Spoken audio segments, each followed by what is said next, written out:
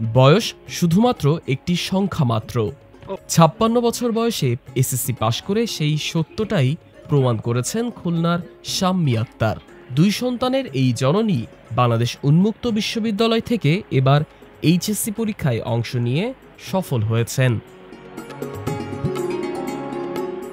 শাম্মী আক্তারের জীবনের গল্পটা যেন এক অফুরন্ত অনুপ্রেরণার প্রতিচ্ছবি। ১৯৮৮ সালে মাত্র ১৬ বছর বয়সে তার বিয়ে হয়। তখন তিনি ১০ম শ্রেণীতে পড়তেন। বিয়ের পর সংসার ও সন্তানের দায়িত্ব সামলাতে একসময় থমকে যায় তার পড়াশোনা। তবে শিক্ষার প্রতি তার তীব্র ভালোবাসা তাকে বারবার নতুন পথে ফিরিয়ে এনেছে।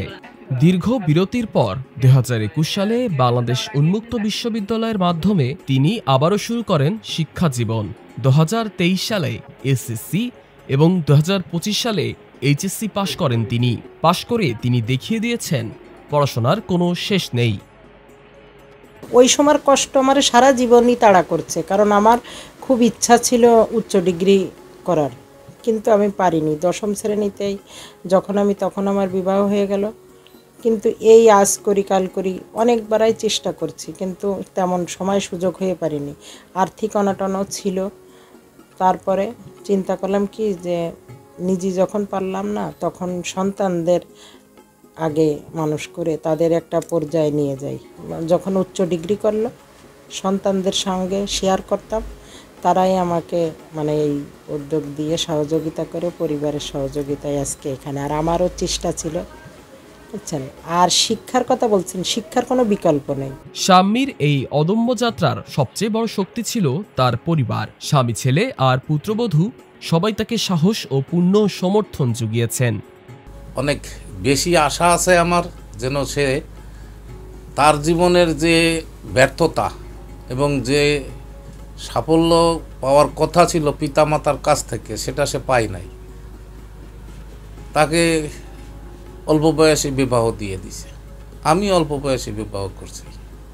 তাই এই যে সমাজের অবক্ষয়, এই অবক্ষয় থেকে পরবর্তী জেনারেশন বাংলাদেশের এরা যেন আরও ঊর্ধ্বগামী হতে পারে, সেই লক্ষ্যেই আমি এইভাবে উদ্বুদ্ধ করছি এবং সেই চেষ্টাই করে যাচ্ছি।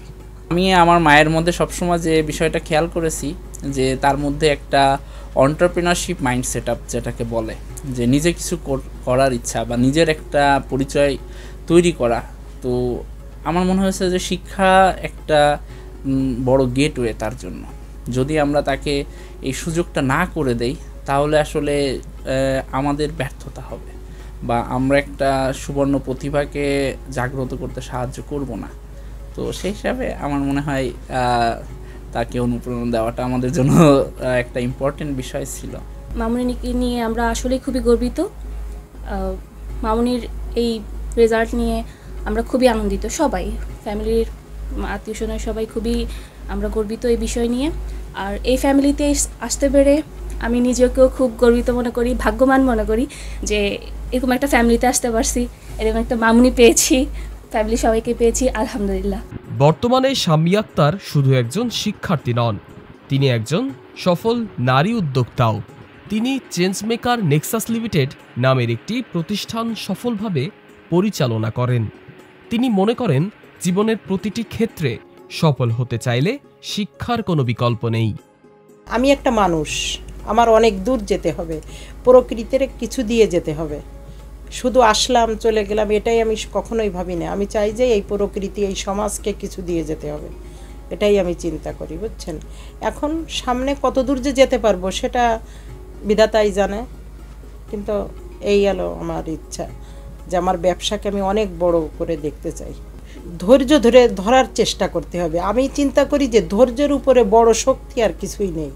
ধৈর্য ধরতে হবে, বুঝছেন। ধৈর্য ধরে নিজের মনকে শান্ত করে মনে হয় এগিয়ে চললে হয়তো সফলতা নিশ্চয়ই আসবে।